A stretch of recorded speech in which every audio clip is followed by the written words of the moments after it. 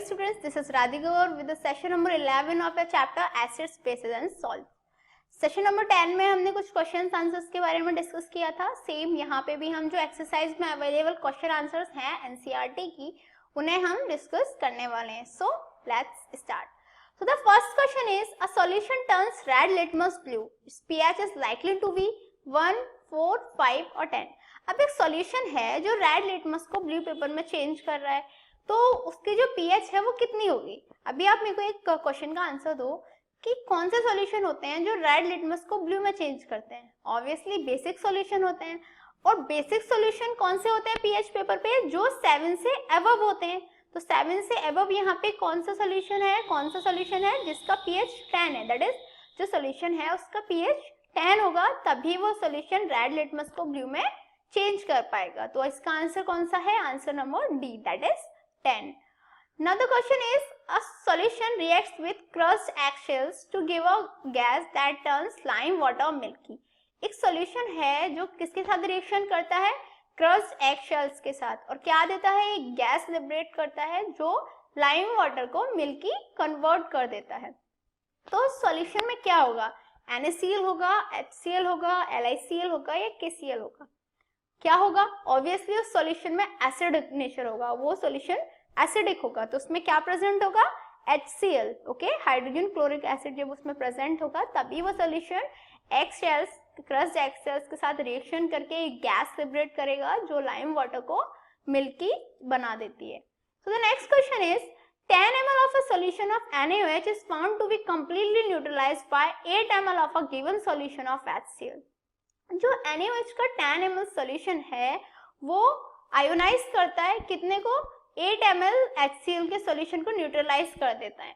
तो यदि हमने उसके सॉल्यूशन जो है NaOH का उसको डबल कर दिया, if we take 20 ml of the same solution of NaOH, the amount of HCl solution required to neutralize will be, क्या करा हमने? NaOH सॉल्यूशन जो था 10 ml उसको डबल कर दिया 20 ml, तो कितने अमाउंट HCl सॉल्यूशन को न्यूट्रलाइज करेगा वो?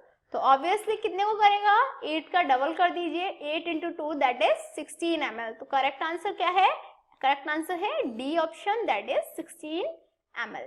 सो the next question is, which one of the following types of medicine is used for treatment of indigestion? जो indigestion हो जाता है उसके ट्रीटमेंट के लिए हम कौन सी मेडिसिन यूज करेंगे? एंटीबायोटिक्स, एनाल्जेसिक्स, एंटासिड्स या एंटीसेप्टिक्स? तो कौन सी यूज करेंगे? एंटासिड्स. क्यों? क्योंकि एंटासिड्स जो है किसकी उससे बनती हैं? एंटासिड्स बेस से बनती हैं. और जो इंडाइजेशन होता है वो एसिडिटी की वजह से होता है, दैट इज एसिड के फॉर्मेशन की वजह से होता है. एसिड को न्यूट्रलाइजेशन करने के लिए हमें बेस की रिक्वायरमेंट होती है और एंटासिड्स में वो चीज प्रेजेंट होती है. वो इजीली जो एसिड है, जो एसिड एक्स्ट्रा फॉर्म हो गई है उसे न्यूट्रलाइज कर देती है. इसीलिए हमारा जो इंडाइजेशन का जो ट्रीटमेंट होता है उसके लिए हम एंटासिड्स का यूज करते हैं. Next question is, write word equations and then balance equation for the reaction taking place when. हमें क्या करना है? वर्ड इक्वेशन लिखनी है और बैलेंस केमिकल इक्वेशंस लिखनी है. जो वर्ड इक्वेशंस हैं वो मैं आपको ओरली बता रही हूँ, जो वर्ड इक्वेशंस हैं वो मैं आपको ओरली बता रही हूँ, और जो बैलेंस इक्वेशंस हैं वो यहाँ पे नोट डाउन है. तो फर्स्ट है, dilute sulphuric acid reacts with zinc granules. जो डाइल्यूट सल्फ्यूरिक एसिड है वो रिएक्ट करती है किसके साथ? जिंक ग्रैन्यूल्स के साथ. तो इसे कैसे लिख सकते हैं? Sulphuric acid plus zinc gives zinc sulphate plus hydrogen. Balance chemical equation कैसे लिखेंगे इसकी? H2SO4 plus Zn gives ZnSO4 plus H2. Second है, dilute hydrochloric acid reacts with magnesium ribbon. इसको कैसे लिखेंगे? Hydrochloric acid plus magnesium gives magnesium chloride plus hydrogen. इसकी balance chemical equation हम लिख सकते हैं 2HCl plus Mg gives MgCl2 plus H2. Next equation is, dilute sulphuric acid reacts with aluminium powder. तो इसके रिएक्शन को कैसे लिखेंगे हम? जो sulphuric acid plus aluminium gives aluminium sulphate plus hydrogen. Balance chemical equation इसकी ऐसे लिख सकते हैं that 3H2SO4 plus 2Al gives Al2SO4 का whole thrice plus 3H2. Fourth one is dilute hydrochloric acid reacts with iron filings. जो dilute hydrochloric acid है जब वो आयरन फिलिंग्स के साथ रिएक्शन करती है तो इसको कैसे लिख सकते हैं, dilute hydrochloric acid plus iron gives iron chloride plus hydrogen. तो इसको बैलेंस फॉर्म में ऐसे लिख सकते हैं that 2HCl plus Fe gives FeCl2 plus H2। तो यहाँ पे हमने जो वर्ड इक्वेशंस हैं उनको ओरली समझ लिया और जो बैलेंस इक्वेशंस हैं उनको राइट डाउन करके समझ लिया। So the next question is, compounds such as alcohol and glucose also contains hydrogen but are not categorized as acids। जो compounds होते हैं अल्कोहल के, ग्लूकोज के, उनमें क्या होता है, हाइड्रोजन कंटेन नहीं करते वो, लेकिन फिर भी उन्हें हम एसिड्स की तरह कैटेगराइज नहीं करते। क्यों, मतलब जो कंपाउंड्स होते हैं लाइक अल्कोहल एंड ग्लूकोज उनमें हाइड्रोजन होता है, वो कंटेन करते हैं हाइड्रोजन, लेकिन उन्हें हम एसिड्स की तरह कैटेगराइज नहीं कर सकते। इसको प्रूव करने के लिए एक एक्टिविटी देनी है। इसकी एक्टिविटी के लिए हम क्या कर सकते हैं, हम 3 बीकर लेंगे, एक में हम HCl गैस लेंगे, HCl गैस का एक्वस सॉल्यूशन, दूसरे में ग्लूकोज फिल करेंगे और तीसरे में अल्कोहल फिल करेंगे। दोनों में हम 2 कैथोड्स लगाएंगे, उनके थ्रू हम इलेक्ट्रिक करंट पास आउट करेंगे और क्या होगा, एक वाल्व लगाएंगे, सबको एक वाल्व से अटैच करेंगे, दैट इज हम उनकी इलेक्ट्रोलाइसिस करा रहे हैं। जब हम उनकी इलेक्ट्रोलाइसिस कराएंगे तो हम क्या देखेंगे, on passing electric current through the solution of HCl acid वाल्व ग्लोज। जब हम HCl एसिड के साथ हाइड्रोक्लोरिक एसिड के साथ इलेक्ट्रिक करंट उसमें पास आउट कराएंगे तो जो वाल्व होगा वो ग्लो करेगा। while on passing electric current through the solution of glucose valve does not glow। लेकिन जब हमने ग्लूकोज जिस बीकर में फिल्ड था उसकी इलेक्ट्रोलाइसिस कराई, उसमें इलेक्ट्रिक करंट पास कराया, तो जो वाल्व है वो ग्लो नहीं हुआ। Same on passing electric current through the solution of alcohol valve does not glow. Same जब हमने थर्ड बीकर जिसमें अल्कोहल प्रेजेंट है उससे इलेक्ट्रिसिटी पास आउट कराई तब भी जो वाल्व है वो ग्लो नहीं हुआ।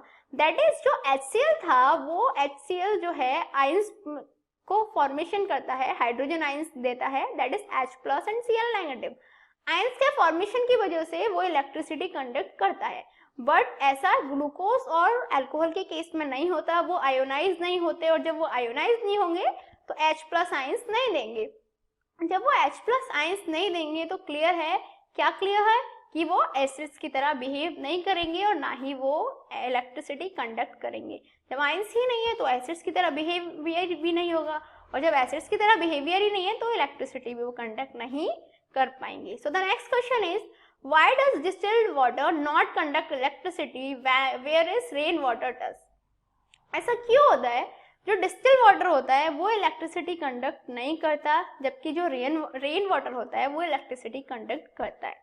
It is because distilled water does not contain free ions। जो distilled water होता है उसमें free ions नहीं होते, while rain water is acidic। जो rain water होता है वो acidic होता है because of the dissolved gases of atmospheric air। क्यों, क्योंकि जो rain water होता है उसमें जो atmospheric air होती है उसकी जो gases होती है वो dissolved रहती हैं, उन gases के dissolve होने की वजह से जो rain water है वो acidic हो जाएगा।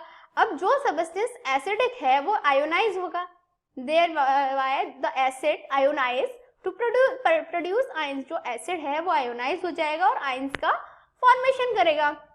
अब जहाँ पे आयंस फॉर्म हो रहे हैं वहाँ पे इलेक्ट्रिसिटी कंडक्ट की जा सकती है। This is the reason distil water में जहाँ आयंस नहीं थे तो इलेक्ट्रिसिटी कंडक्ट नहीं हो रही थी, जबकि रेन वाटर जहाँ आयंस हैं इसीलिए उसका रीजन है कि वहाँ पे इलेक्ट्रिसिटी कंडक्ट हो पाती है। सो the next question is, why do acids not show acidic behaviour in absence of water.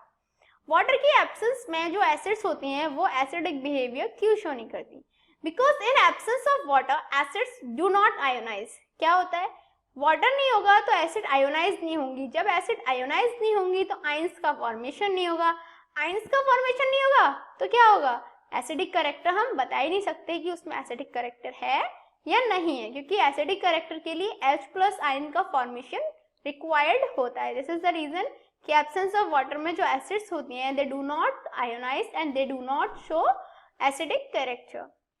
The next question is, 5 solution A, B, C, D, E when tested with universal indicator showed pH as 4, 1, 11, 9 and 7 and 9 respectively। Which solution is neutral। हमें बताना है मतलब ABCDE कोई 5 compounds हैं, वो 5 solutions हैं, उन्हें हमने यूनिवर्सल इंडिकेटर के साथ टेस्ट किया तो उनकी pH आई 4, 1, 11, 7 एंड 9 रेस्पेक्टिवली। तो हमें ये बताना है कि कौन सा सॉल्यूशन न्यूट्रल होगा। तो न्यूट्रल कौन सा सॉल्यूशन होगा? Solution D. डी क्यों? क्योंकि डी की जो pH है वो 7 है, तो जो जिसकी pH 7 होती है वो न्यूट्रल सब्सटेंस होता है। सेकंड है स्ट्रांगली एल्कलाइन। तो स्ट्रांगली एल्कलाइन कौन सा होगा? सॉल्यूशन सी। क्यों? क्योंकि सी की जो वैल्यू है pH की वो 11 है, 7 से अबव है और 7 से हाईएस्ट है, मतलब 7 के बाद 8 आता है, then 9, then 10, then 11, that is 9 से भी ज़्यादा है उसकी जो pH वैल्यू है। इसीलिए जो स्ट्रांगली एल्कलाइन होगा जिसका pH 11 होगा, तो 11 किसका pH है? सी का। नेक्स्ट है स्ट्रांगली एसिडिक। तो स्ट्रांगली एसिडिक कौन सा होगा? जिसकी pH वैल्यू 1 है, that is B. Weakly acidic, D है वीकली एसिडिक। वीकली एसिडिक कौन सा होगा? जिसकी pH वैल्यू 4 है, दैट इज ए। और जो सॉल्यूशन वीकली एल्कलाइन होगा वो कौन सा सॉल्यूशन होगा? जिसकी pH वैल्यू 9 है, दैट इज सॉल्यूशन ई। इसके जो ऑल्सो हमें क्या करना है? Arrange the pH in increasing order of hydrogen ion concentration. जो हाइड्रोजन आयन कंसंट्रेशन है उसके बेसिस पे हम इनकी जो pH है, आई मीन टू से इसको अरेंज भी करना है कि जो pH है उसकी वैल्यू तो इंक्रीजिंग ऑर्डर हो उसका, और जो हाइड्रोजन आयन कंसंट्रेशन है उसका ऑर्डर हो। उसको एक्सप्लेन करने के लिए 11, देन 9, देन 7, देन 4, देन 1, इसको हम ऐसे एक्सप्लेन कर सकते हैं। So the next question is equal lengths of magnesium ribbon are taken in a test tube A and B. क्या करा हमने? मैग्नीशियम रिबन का इक्वल लेंथ लिया हुआ है दो test tube A and B में। Hydrochloric acid is added to the test tube A test tube में हमने HCl एसिड ऐड कर दिया, while acetic acid is added to test tube B, और जो टेस्ट ट्यूब बी है उसमें हमने एसिटिक एसिड ऐड कर दिया। Amount and concentration taken for both the acids are same. जो अमाउंट है, कंसंट्रेशन है, वो दोनों के लिए सेम है। In which test tube will be fizzing occur more vigorously and by. किसमें जो ट्यूब है वो तेजी से फिज होगी? In the test tube A. कौन से में? टेस्ट ट्यूब ए में fizzing occurs more vigorously than in test tube B. जो ए है उसमें फिजिंग वाइग्रेसली होगी then test tube B, because HCl क्या होता है? कि स्ट्रॉन्ग एसिड होता है, और इसीलिए जो स्ट्रॉन्ग एसिड होते हैं वो कंप्लीटली आयोनाइज हो जाते हैं। Therefore, more H+ ions are available to be replaced by magnesium. इसीलिए जो मैग्नीशियम होता है वो ज्यादा H+ आयंस को रिप्लेस कर पाएगा। दिस इज द रीजन जो फिजिंग है वो ए टेस्ट ट्यूब में ज्यादा होगी देन बी, क्योंकि जो HCl गैस है वो स्ट्रॉन्ग एसिड होता है, जबकि जो CH3COO that is acetic acid है वो वीकली पार्शियली आयोनाइज्ड होता है। सो the next question is fresh milk has a pH of 6. How do you think the pH will change as it turns into curd? Explain your answer. जो pH value है वो क्या होगी? जैसे ही milk curd में change होगा तो उसकी pH वैल्यू क्या होगी? डिक्रीज हो जाएगी। डिक्रीज क्यों हो जाएगी? क्योंकि वो जो सब्सटेंस है वो एसिडिक हो जाएगा, ठीक है, और ज्यादा एसिडिक हो जाएगा। क्यों? क्योंकि लैक्टिक एसिड ज्यादा फॉर्म हो जाएगी। जितना उसमें एसिडिक बिहेवियर बढ़ेगा उतनी ही उसकी pH वैल्यू घटती चली जाएगी। दिस इज द रीजन जब मिल्क कर्ड में चेंज होता है तो उसकी pH वैल्यू डिक्रीज हो जाती है। So the next question is a milkman adds a very small amount of baking soda to fresh milk. First, why does he shift the pH of the fresh milk from 6 to slightly alkaline? क्यों करा उसने? क्योंकि वो चाहता था कि जो soaring of milk है वो prevent हो जाए, to prevent soaring of milk.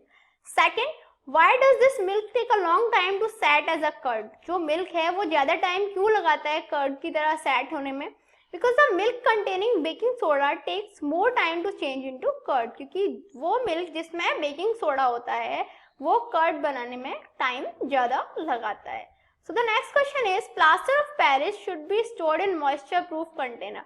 जो POP होती है उसे हम moisture proof container में रखते हैं। क्यों? ताकि to prevent its setting before its use, कि कहीं ऐसा ना हो जब तक हमने उसे यूज किया, जब जहाँ पे हमें उसे यूज करना है उससे पहले ही वो सेट हो जाए। दैट इज यदि हमें पीओपी डेकोरेशन के लिए यूज करनी है और यदि हमने उसे मॉइस्चर प्रूफ कंटेनर में नहीं रखा हुआ तो क्या होगा? वो पहले ही सेट डाउन हो जाएगा, सेटिंग हो जाएगी उसकी पहले ही, तो आगे हम उसे यूज नहीं कर पाएंगे। So the next question is give two important uses of washing soda and baking soda. हमें क्या बताना है, washing soda and baking soda के इम्पोर्टेंट यूजेस बताने हैं। सो द वॉशिंग सोडा के क्या हुए, एज क्लींजिंग एजेंट, मैंने बताया था एक क्लींजिंग एजेंट की तरह वर्क करता है, and in manufacture of glass, glass के मैन्युफैक्चरिंग में भी काम करता है। बेकिंग सोडा के क्या हुए, इन न्यूट्रलाइजेशन ऑफ स्टमक एसिडिटी, जो स्टमक एसिडिटी होती है उसे न्यूट्रलाइज करने के लिए यूज होता है, and as a mild antiseptic, और ये एक एंटीसेप्टिक की तरह भी वर्क करता है। So the next question is what is the neutralization reaction? The neutralization reaction क्या होती है, उसके दो examples देने हैं। Reaction between an acid and a base to form corresponding salt and water is called neutralization reaction। क्या होती है, एक acid और एक base के बीच में reaction होती है और क्या form होता है, salt and water, उसको neutralization reaction कहते हैं। एग्जाम्पल के लिए यहाँ पे hydrogen chloric acid HCl react करती है NaOH दैट इज बेस के साथ, तो NaCl सॉल्ट बनता है, साथ में वाटर लिबरेट होता है। सेकेंड एग्जाम्पल हो गया H2SO4 sulphuric acid NaOH sodium hydroxide के साथ रिएक्शन करती है, तो Na2SO4 सोडियम सल्फेट सॉल्ट बनता है और साथ में H2O लिबरेट होता है। तो क्या होती है neutralisation reaction, reaction between an acid and a base to form corresponding salt and water is called neutralization reaction. So what did we learn today? हमने क्या किया आज हमने काफी सारे क्वेश्चंस जो हमारी एनसीईआरटी एक्सरसाइज में अवेलेबल थे सब सॉल्व किए। जो चैप्टर है वो अब फिनिश हो चुका है और हमने इस चैप्टर में एवरीथिंग जो है एसिड बेस सॉल्ट्स के बारे में डिस्कस कर चुके हैं। ऑल्सो हम जो केमिकल कंपाउंड्स हैं उसके बारे में भी डिस्कस कर चुके हैं। In next chapter we will gonna talk about more about different chapters. Till then, good luck.